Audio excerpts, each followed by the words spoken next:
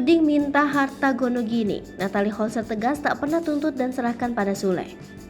Natalie Holzer membantah tudingan meminta harta Gonogini kepada Sule. Di tengah kabar perceraian Sule dan sang istri Natalie Holzer, isu harta Gonogini mencuat. Natalie Holzer menegaskan tidak pernah menuntut soal harta Gonogini dan menyerahkan semua kepada Sule. Demikian yang disampaikan Natalie Holzer melalui Instagramnya. Pernyataan ini sekaligus menjawab tudingan miring bahwa Natalie Holzer menuntut harta Gonogini. Natalie juga berkata hanya ingin berpisah dengan Sule secara baik-baik. Akan tetapi, dia hanya meminta pertanggungjawaban Sule sebagai ayah anak sematawayangnya, Azam Ardiansyah Sutisna. Pada keterangan itu, dia mengunggah foto studio bersama Azam. Natalie menepis tudingan meminta harta Gonogini seperti yang beredar di publik. Tambahan pula, Natalie Holzer tidak menetapkan nominal nafkah buat Azam.